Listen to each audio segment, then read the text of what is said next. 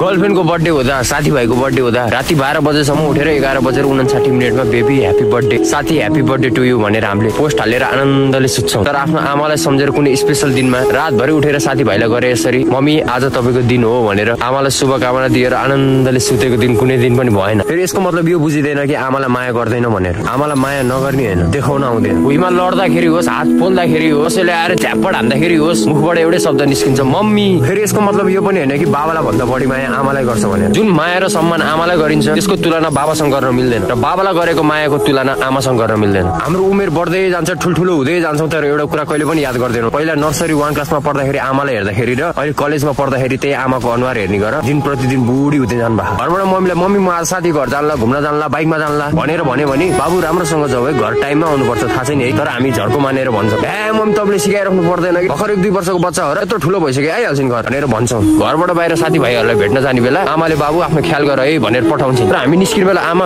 तपाईँ घरमा एक्लै बस्दा बोर हुँदैन, दिनभरि घरको काम गरेर बस्नुहुन्छ, बाबा पनि आफ्नो काममा जानुहुन्छ, तपाईँ एक्लै हुनुहुन्छ, मैले तपाईँलाई समय दिन नसकेको भएर हो, तपाईँलाई चित्त दुखिरहेछ हो भनेर कहिले सोधेछ। हामीलाई अरू हाई क्लास फ्यामिलीको साथीहरूले उनीहरूले राम्रो कुरा किनेको देख्दाखेरि मेरो पनि यस्तो भयो नि हुन्थ्यो भनेर आमालाई गएर पोखे भने नि त्यो आमाको मनले थाम्न सक्दैन कि मेरो छोराछोरीलाई यो पूरा गर्न सकिन भने म त अभागी नै रहेछु भनेर आमाले सोध्छिन्। हामीले हाम्रो सपनाहरू पूरा गर्न नपाए पनि हामीले हाम्रो छोराछोरीहरूको इच्छा पूरा गर्नुपर्छ भन्ने खालको सोच हुन्छ आमा बाबुको। आमा मात्र एउटा यस्ती महिला हो जो छोराछोरीको लागि झगडा पनि गर्न तयार छ, छोराछोरीको अनुहारमा मुस्कान लिएर आउनको लागि जोसँग लड्न पनि तयार छ। जिन्दगीमा कहिले पनि झुकेर आमासँग ठुलो कुरा गर्नु हुँदैन। अब हुन त मैले कस्तो कमेडी हान्थे हैन, तर जब शब्द आमा भन्ने आउँछ नि त्यो कुरामा हँसी मजाक भन्ने हुँदैन। तिमी कुनै काम गर्न जाने बेला आमासँग झगडा गरेर मुखमुखे लागेर घरबाट निस्क्यौ हैन, तिमीले सोचेको त्यो काम पूरा हुँदै हुँदैन कि। किनभने जब कुनै कुरामा आमाको आँसु लाग्छ भने त्यो कुरा जति मेहनत गरेर घोटे पनि पसिना निकाले पनि त्यो पूरा हुँदै हुँदैन। आमाको आँखाबाट आँसु र खुसी हुँदा आमाको मुहारमा देखिने मुस्कानले सिकाउने कुरा त्यो स्कुल कलेजमा डिग्रीमा पीएचडीमा हान्ने कुराहरूले कहिले पनि ज्ञान सिकाउँदैन। र आमाको रूपलाई देखेर कहिले पनि घृणा गर्ने काम नगरौँ। धेरै जस्तो स्कुल कलेजहरूमा फिल आउने गर्छ कि मेरो आमाले कस्तो लुगा लगाएर आएको के